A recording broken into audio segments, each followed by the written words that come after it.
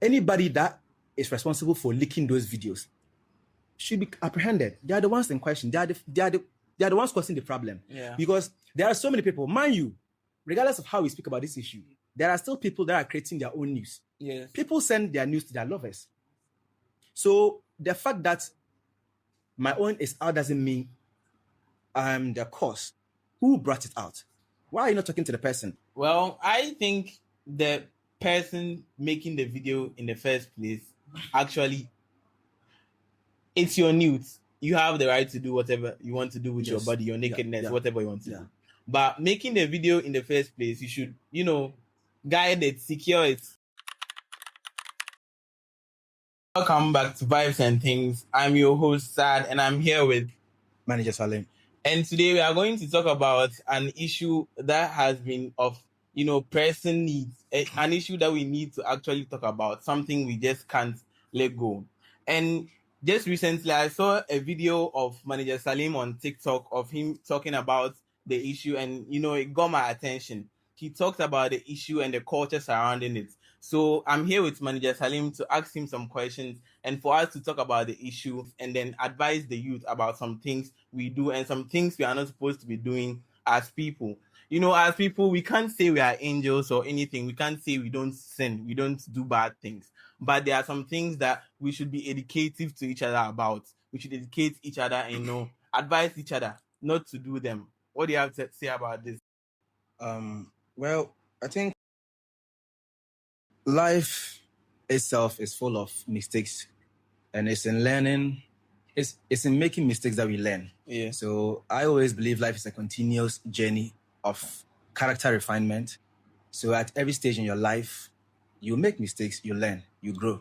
So it's important that we look out for each other. Yes. So, Manager Salim, for my first question to you, I'm curious. I want to know what exactly pushed you to, make the video. So, first of all, I've always shied away from publicly speaking on certain issues that has to do with what.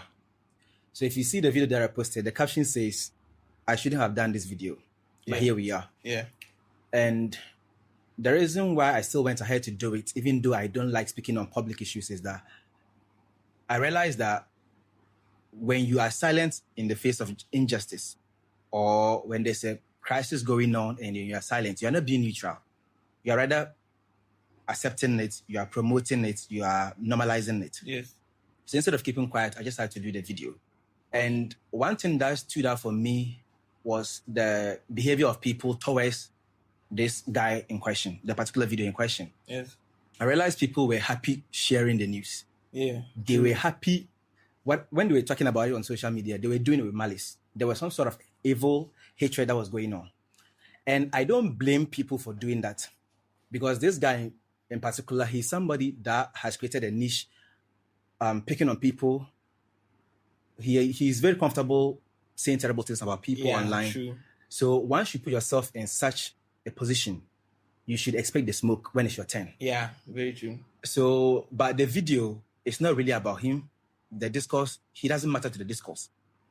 It's just about an observation that I made about our society, and then the fact that we go down a cesspool if we don't put in some care.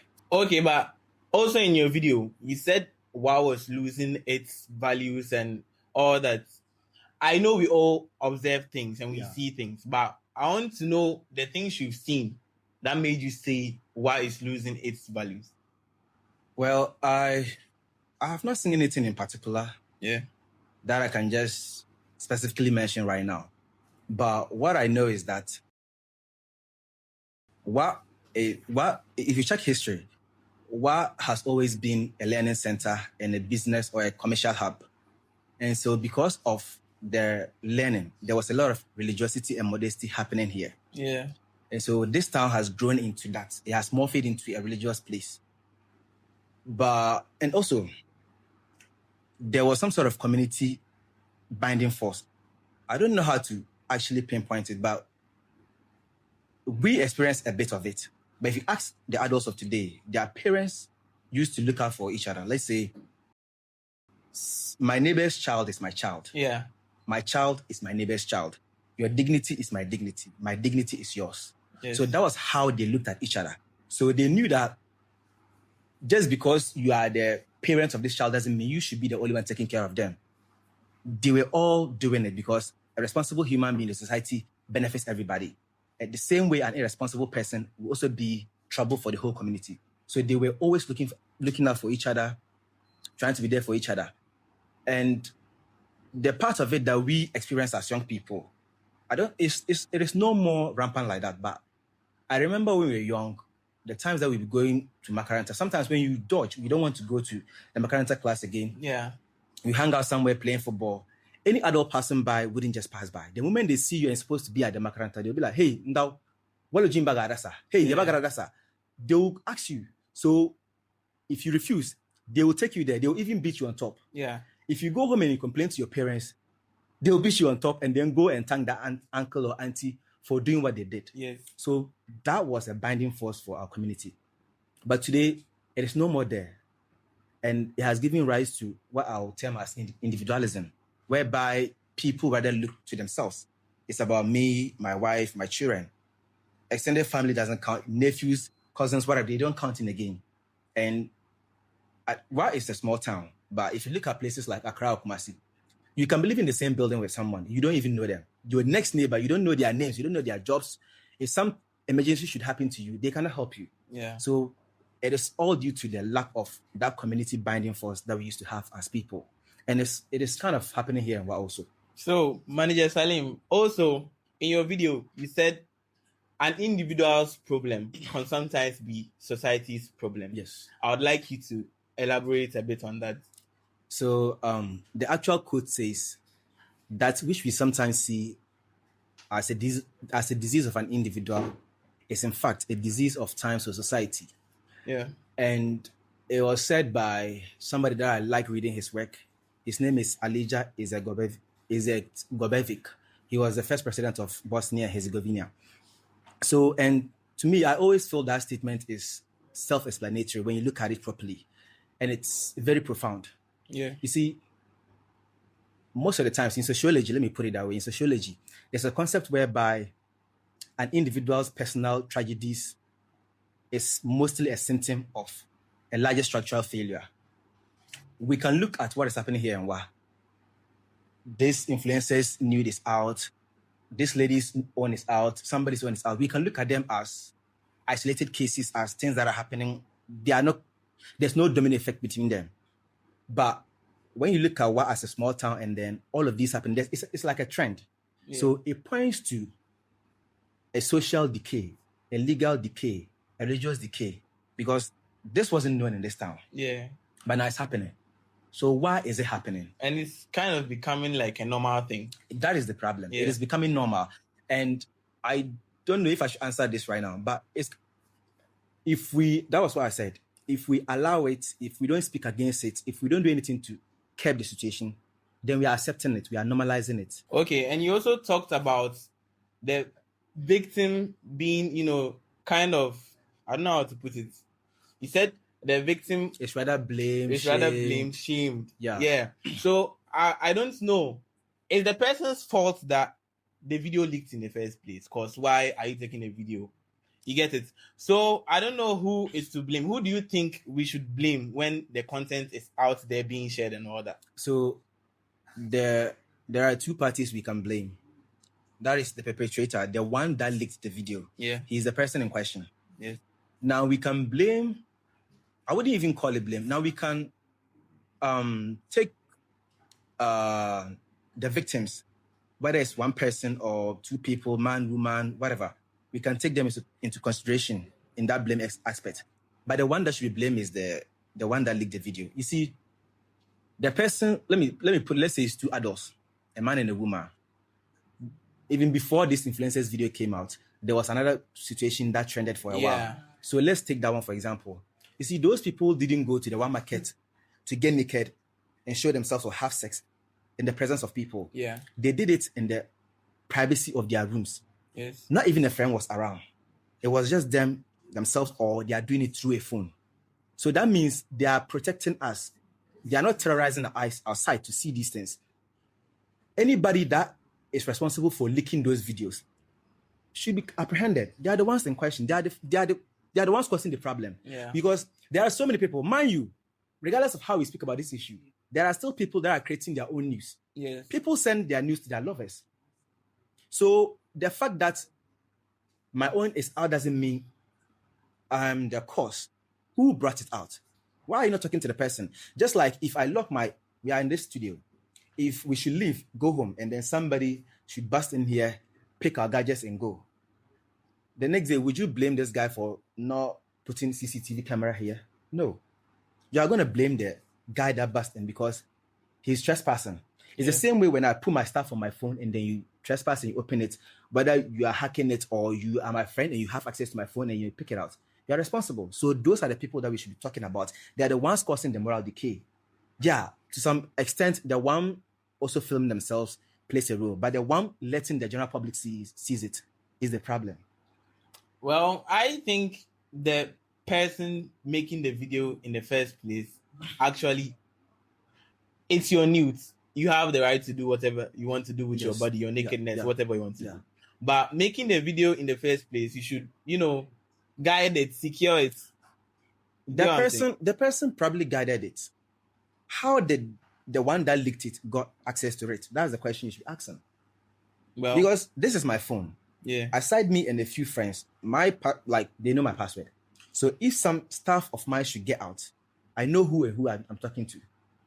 That's true. Because we all have stuff that we guide in our phones. But if we are blaming the person for putting the camera to themselves, that's a different case. We can blame you. That's a different case. Let me put it that way. But the one that has leaked the video, the image, is the one that we should be apprehended. And there's actually a term for this thing. This situation is called non-consensual dissemination of intimate images. Yeah. NCII. That is a term. When you look at this, non-consensual, did I consent for you to spread my videos? Those are private photos. That's a cybercrime. And you also said the silence of our leaders is deafening, right? That's what you said. So what practical things do you think our leaders, schools, religious people, and all that could put in place, to curb this problem? There's a lot they could do. And I'll be lying if I say I have all the answers, but I'm just going to mention maybe 2 or 3 points. Yeah. You see, right now there's a drug abuse pandemic here in Wa. Yeah. Before it was normalized it's not normalized, but before it was popular for young people between age 15, 16, 17, 18, to be called a drug addict or to use drugs. There's a time whereby it was not normal. It was people that were already in their middle ages that were doing these things. But it was never normal. But now it's normal. So we are still in the beginning stages of what we are experiencing. So instead of waiting until this has become an obvious problem that is now known with this town, I expect to see maybe educational reforms going on, campaigns. Yeah. There are NGOs, there are institutions that could champion this thing. Go to our high schools, our junior high schools, our universities, market centers, community gatherings, whatever. Educate people on the importance of guarding our privacy. Whether even if you are taking your own private photos, know how to keep it, know how to protect it. If you can't protect it, please do not do it. They should educate people on these things. And I expect that the cybercrime agency or whether institution, whatever authority in Ghana, they should get more active. They should get in the field. This is their time to prove to us that there's an agency in Ghana responsible for these things. So why do you think these things keep happening? Why do you think they happen time and time again? So it happens because we are now living in a very hypersexualized society, or times. Let me put it times, because why it's not that hypersexualized, but it is affecting us. So we are living a very hypersexualized time. And we have free access to pornography. Yeah. So that is the main cause. So I actually have an analogy that I'll say later on. What I'm trying to say is that if you look at us right now, what young people are allowed to watch on TVs and on their phones, if you check in the early 2000s and the 90s, it was not allowed. So censorship rate has dropped. So something that an 18-year-old can watch today, back then, they cannot watch it. You'd have to be probably 25 before you can watch it. So that censorship rate has dropped. And so it is also playing a role. And the reason why I'm saying hypersexuality of society and then pornography is the reason why news are leaking, and why is that? If you go to the Amazon rainforest and you pick a man and a woman that has never been contacted by outside civilization, I'm talking about our world today, people that don't know that there's another world that exists, whereby we use phones, we dress like this modernity, they don't know it. If you pick a man and a woman from such a society and you tell them to perform sexual intimacy for you, what they will do is the natural primordial state of sex that a man and a woman should engage in. Now compare that scenario that I'm giving to, let's say, when the videos of this young guy and then the girlfriends, their videos were out. Yeah. If you check the videos, if you've seen them, I'm not saying you should watch them, but if you've seen them, the acts that they put up in those videos, realize that these people are influenced. Because there's no way in your natural state that you find it normal to do some of these things. What they are doing, compare it to the scenario that I give, that somebody that has never been contacted with other humanity before, and you ask them to have sex. Whatever they do is a natural state. Compare that, what you saw in those videos, and that. Do you see the similarity? Definitely no. What can you compare that to? If you watch all their videos that were out, and you are familiar with adult content, I mean pornography in itself, you see the similarities, because he's been influenced. They have been influenced. We have all been influenced. I'm not saying this because I don't do it or I'm not engaged in certain things.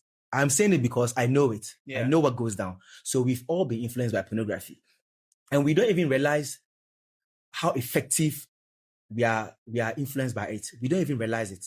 We think we are acting out of our own will. No, we are not. You are watching a movie, a high school movie, whereby you see two young teens in high school going home, sharing their news. You are influenced by it. That is not normal in your culture. Your dad didn't do it. Your mom never did that. But you are seeing it elsewhere and you think it's normal because you are exposed through a phone. You think you know them. You think that is your culture. No. And even right now, I'm not blaming just the movies that we watch from Hollywood or whatever. Even right now, it is happening here in Wa itself. It's happening in our own doorsteps. Our own people are now perpetrating in it. Because some time ago, there was a song here in Wa. And it is bad, but let me just say it. The lyrics go like, Gilila, Purple Gilila. Yeah. What is that? You are literally teaching young people about manhood, like nudity. Sex. Yeah. Kaga, adio. Like, the theme of these songs is about sex. It's about intimacy. Yeah. So we shouldn't be surprised that young people can now do it, because when I was growing up, I used to listen to a lot of hip hop. And when I'm singing them, I'm singing bad lyrics. I'm singing wrong lyrics. It's not the actual lyrics. And even back then, I couldn't understand what they truly mean. Yeah. I had to grow up to listen back to a Lil Wayne song to understand, okay, damn, that is very, like, there's a lot of cursing, there's a lot of sexual connotation in those lyrics. But when you are young, you don't understand it. But now you have young people in Wa that speak Wale, they speak Wale, that is their mother's tongue. And then they are hearing someone in their native land telling them, Purple Gilila, Gilila. I'm not calling out that musician. I'm just saying songs like this shouldn't be allowed on our radio. But they were being played everywhere. Yeah. So you realize that we are now contributing to our own demise. Yeah. So yeah, it's about hypersexuality of society, our free access to pornography, and then censorship dropping. That is the main cause for all of these things. Okay. And also you mentioned something like the Overton window. Yeah. I personally, I didn't know what it meant. I had to Google it before. So would you like to, in a simple language, explain what it means? Yeah. So Overton window was named after a political analyst. His name is Joseph Overton. So Overton window basically means a set of ideas or a range of ideas that are acceptable to society at a particular time or people at a particular time. So it helps us measure what is considered radical or extreme or unthinkable, how it slowly becomes accepted in mainstream or pop culture. So, and there is a spectrum of acceptability progress stages. We have, it's a lot, it's about 6. So let me try and get them. We have unthinkable. And I'll give you a practical example that is happening in our lives right now. And I even mentioned it in the video that I made on TikTok. Let's use, and I'm not attacking any person or any group of people, but I'll just say this. Let's use the analogy of same-sex marriages or LGBTQ matters. You see how it's happening here in Ghana? Yeah. So let's use that. If you go to the graveyard and you wake up somebody from Nkrumah's era, you are telling them that the Parliament of Ghana is now discussing whether Ghana should accept LGBTQ people, whether same-sex marriages should be normalized. They're going to look at you like, damn, is that where y'all got? Like, is that where y'all have gotten to? It will be so weird. It will be out of his thinking, his imagination. So, but with everything that goes through the Overton window, it starts from unthinkable. You can't even think of it. It's abnormal. It's like saying, can we start consuming human meat? You see how weird that is? Yeah. So first of all, issues start from that point. So unthinkable, then they go to what? They go to let me get my phone. I forgot the points since I'm explaining. So they go to radical. So radical means it's extreme. An example I could give is, let's say a new religious codex came out, and then the leader is saying that, oh, please don't use mobile phones. They're the tools of the devil. Don't watch TV. Don't use a car. Don't use all these technologies happening. You look at this person like, damn, that is crazy, man. Yeah. Because they are extreme. So it goes from unthinkable to a radical. And so from radical, it goes to acceptance. So acceptance means that it is now, that whole topic or that whole idea is now part of public discourse. And that is the same stage that we are with same-sex marriage in Ghana. So back then, it wasn't an issue. We knew things happen behind closed doors. But right now, our parliament, our policymakers are now discussing it.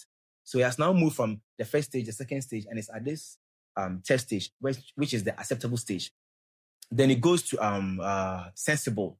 It is when a particular idea is now being acceptable. Like many people start seeing some sort of truth in an idea, whereby maybe it's like, oh, even if they don't really they don't engage in it, but they're like, maybe there's some sense in it. There's some truth in it. Yeah. So from that stage of sensible, it goes to popular. Popular means now, oh, it is everywhere. If you go to US, they have Pride Month. I think just last month was the Pride Month or whatever. Yeah. Whereby they openly celebrate same-sex marriages or LGBTQ plus whatever. So that is the stage. Once it's popular, you'd have people that are now aligning with the act, with the idea. Not that they believe in it, not that they engage in it, but then they are just giving support to it.